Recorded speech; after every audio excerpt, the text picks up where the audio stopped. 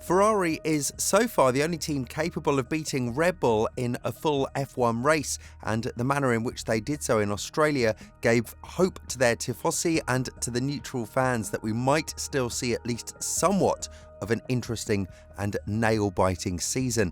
This is owed not only to the great job the Maranello team did during the winter, but also to a specific design tweak in the SF-24, with which we can certainly say that Ferrari are the most improved team on the paddock.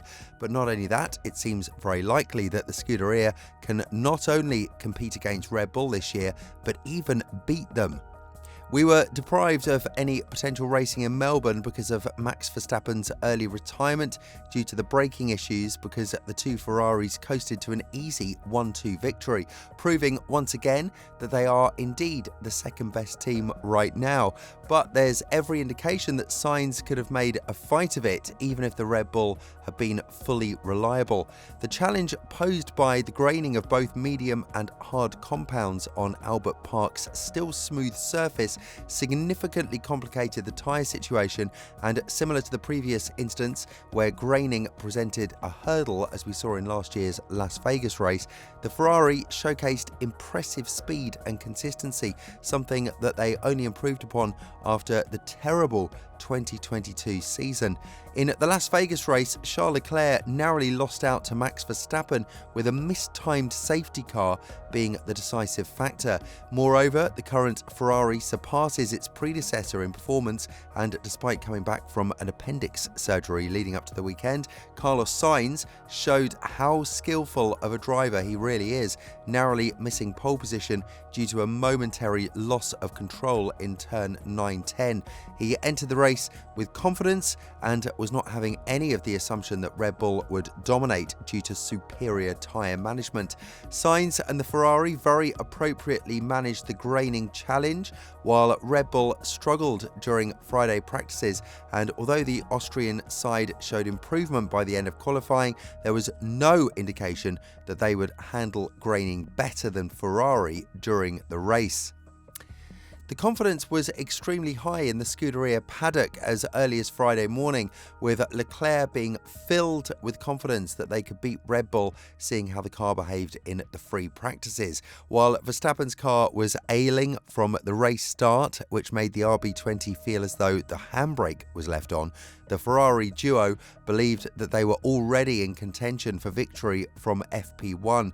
Asked how important the result was for team morale and for confirming the early season credentials of the SF-24 Challenger, Leclerc replied, "Oh, it's extremely important. It's been a long time since we have had the genuine pace to have Red Bull. I wouldn't say under control, because we don't know what was the real pace of Max today, but I will say that from FP1 we knew that pole position and the race win were possible because we had very good tyre degradation, very good pace. That is a very encouraging sign."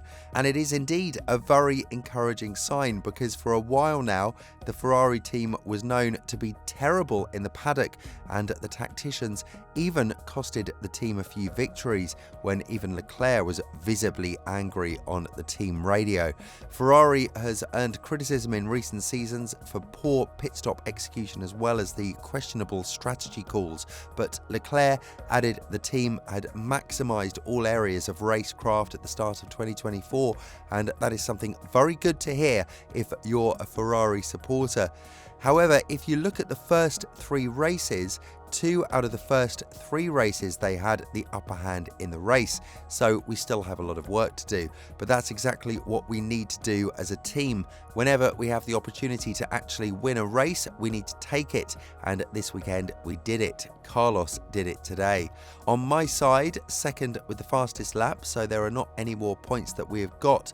Looking back at the first 3 races, there is not one race where we didn't maximise the result, so we need to do that until we get the car that is consistently better than the Red Bull, especially in the race. With a new contract under his belt and a teammate like Lewis Hamilton next year, Leclerc has more than enough reasons not only to feel confident, but to also feel happy, and that is very important when you're about to sit in an F1 car and go out on the track. And Sainz's skillful driving isn't the only reason Ferrari won in Melbourne comfortably, but also a rear wing design that, when you look at it from this perspective, it's actually very simple. In Melbourne, Ferrari unveiled a new yet straightforward innovation, incorporating winglets mounted on either side of the curved exhaust surround and rear wing pillar mounting on the SF-24.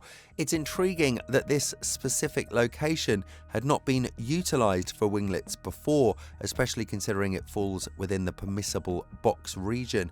Formula One designers typically exploit aerodynamic surfaces wherever feasible, as demonstrated by the T-wing, and with Ferrari pioneering this placement, it's likely that other teams will now follow suit throughout the season, anticipating that these pylon winglets will help redistribute some of the heat from the engine cover outlet and enhance airflow downstream to the beam wing. Moreover, Ferrari opted for a switch to a single-element beam wing configuration for both qualifying and the race, departing from their initial biplane style arrangement. This adjustment indicated the team's belief that a lower downforce setup was better suited for the demands of the Albert Park circuit, following a trial of their alternative solution during Friday's free practice sessions. And despite this change, the rear wing retained its configuration from the first two races, and with the new lower downforce setup intended for Saudi Arabia remaining unused and secret. Fred Vasseur also praised Carlos Sainz's performance, emphasising the commitment they made together to push until the end of the season, even though he knows he won't be driving for the team. He commended Sainz for his fantastic job and said how vital to the team he is ever since the start of the season. Despite initial uncertainty about his ability to drive and whether or not he could recover enough, Sainz quickly found his pace, which contributed significantly to his success, and that is impressive on its own.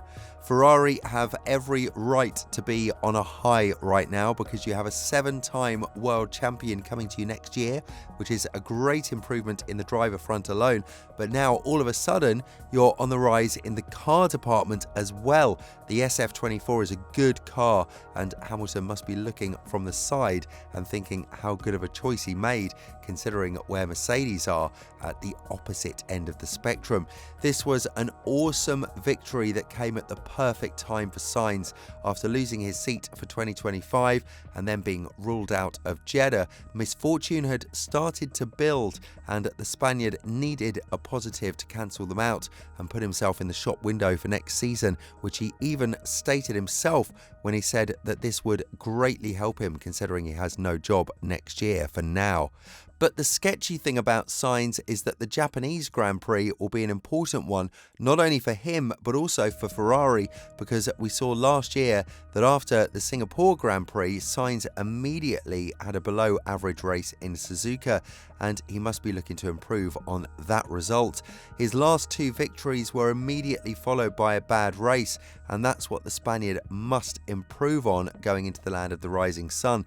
It will also be a significant race for Ferrari as well, on a track that, thanks to its variety of corners, is one of the most demanding circuits for Formula One cars. This is where the Scuderia will bring forth their first batch of small upgrades, and as they stated, will define which direction the team will go moving forward into the season. Sazuka has a design where any aerodynamic and chassis deficiencies emerge easily, especially over the 300-kilometer distance to be covered during the race. In this sense, the Italian engineers will be eagerly awaiting the Japanese round, considering it a sort of final exam for the validation of the development phase on the Ferrari SF-24 car. And with the momentum the team has right now, if Sazuka goes good, then we're looking at a season where this might not be the only victory Ferrari has.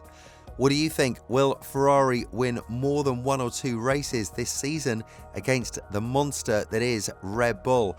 Let us know in the comments below. We'll see you very soon in the next video.